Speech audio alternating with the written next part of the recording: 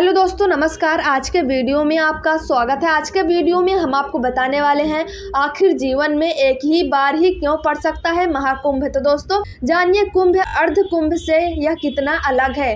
महाकुंभ 2025। तो दोस्तों क्या है कुंभ की कहानी। पौराणिक कथा के अनुसार कुंभ की कहानी सागर मंथन में निकले अमृत को पाने के लिए हुए युद्ध से शुरू होती है। कहते हैं कि युगों पहले अमृत की खोज में सागर को मथा गया था जिसमें अमृत निकला। इस अमृत को पाने के लिए देवता और असुरों में भयंकर युद्ध हुआ था। इस बड़े और विनाशकारी युद्ध में अमृत किसी के हाथ नहीं लगा। छीना झपटी में कलश से अमृत कई बार छलका और अलग अलग स्थानों पर जा गिरा।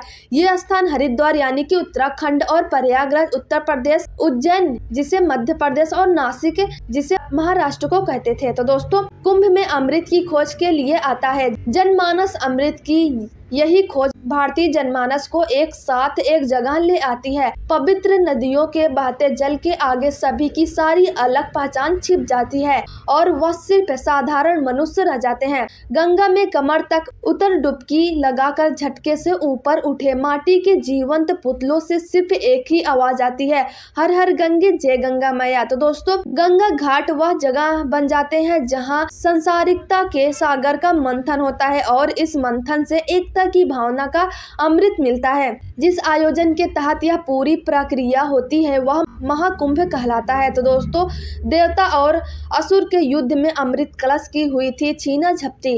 कथा के अनुसार सागर मंथन में अभी अमृत कलश बाहर आया ही था कि इसे लेकर असुरों में होड़ मच गई कि वह इसे देवताओं से पहले अपने अधिकार में ले लेंगे और पी डालेंगे। राजा बलि की सेना में उनका एक सेनापति था स्वरभानु। वह जल स्थल और आकाश तीनों ही जगहों पर तेज गति से दौड़ सकता था।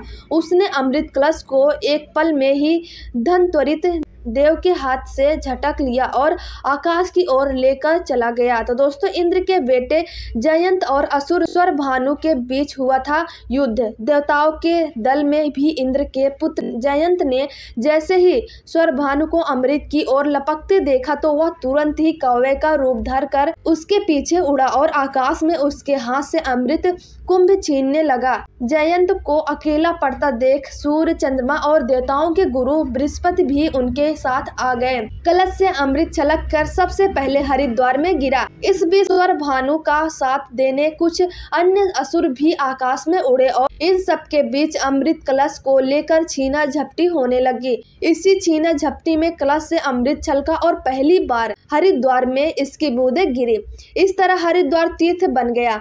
दूसरी बार अमृत छलका तो वह गंगा, यमुना और सरस्वती के संगम स्थल प्रयाग में गिरा।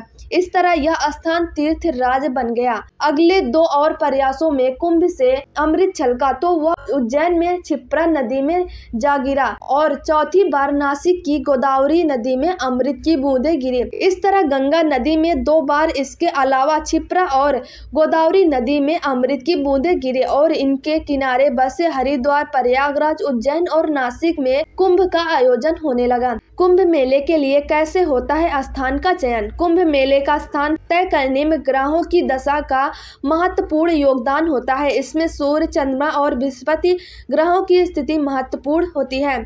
जब सूर्य और चंद्रमा मकर राशि में होते हैं और बृहस्पति वृषभ राशि में तब कुंभ मेला प्रयागराज में होता है। वही जब सूर्य मेष राशि और बृहस्पति कुंभ राशि में होता है तो कुंभ मेला हरिद्वार में होता है। इसके साथ ही जब सूर्य सिंह राशि और बृहस्पति ग्रह भी सिंह राशि में होते हैं तो कुंभ मेला उज्जैन में होता है। इसके अलावा जब सूर्य सिंह राशि और बृहस्पति सिंह या कर्क राशि में होता है तब कुंभ मेला नासिक में होता है। कुंभ 12 साल में ही क्यों होता है। तो दोस्तों कुंभ मेले का आयोजन 12 साल पर होता है। कुंभ के 12 साल में ही होने का आधार ज्योतिषी गणना के साथ साथ पौराणिक कथा भी है। ज्योतिषी गणना के अनुसार जब बृहस्पति ग्रह मेष राशि या सिंह राशि में प्रवेश करता है और सूर्य, चंद्रमा की स्थिति विशेष योग बनाती है तब कुंभ मेले का आयोजन होता है। माना जाता है कि ग्रहों की यह स्थिति 12 पर आती है, इसलिए 12 साल में कुंभ मेले का आयोजन होता है। वही पौराणिक कथा के अनुसार सागर मंथन में जब देवता और असुरों में अमृत कलश के लिए युद्ध हुआ, तब इंद्र के बेटे जयंत असुर स्वर्भानु से अमृत कलश छीन कर भाग गए थे। इसके बाद जयंत 12 दिन में स्वर्ग पहुंच सके थे। माना जाता है कि देवताओं का एक दिन मनुष्यों के 1 वर्ष के बराबर होता है, इसलिए कुंभ का आयोजन 12 वर्षों में होता है। कुंभ और महाकुंभ में क्या अंतर है? 144 साल बाद क्यों आता है महाकुंभ? कुंभ 4 प्रकार के होते हैं, कुंभ, अर्ध कुंभ, पूर्ण कुंभ और महाकुंभ। इसमें कुंभ का आयोजन हर 12 साल पर देश के 4 स्थानों में से एक जगह पर होता है। वही अर्ध कुंभ 6-6 सालों में होता है। ये सिर्फ हरिद्वार और प्रयागराज में लगता है। बात करें पूर्ण कुंभ की तो यह 12 साल में एक बार होता है। 12 पूर्ण कुंभ होने पर यह महाकुंभ कहलाता है। इसलिए प्रयागराज में इस बार लग रहे कुंभ मेले को महाकुंभ नाम दिया गया है। इससे साफ है कि किसी भी इंसान की जिंदगी में सिर्फ एक ही बार महाकुंभ नहाने का पुण्य मिल सकता है। तो दोस्तों, अगर वीडियो पसंद आए तो वीडियो को लाइक, शेयर और चैनल को सब्सक्राइब करना ना भूलें और बेल आइकन वाले बटन को दबाना बिल्कुल ना भूलना। धन्यवाद दोस्तों।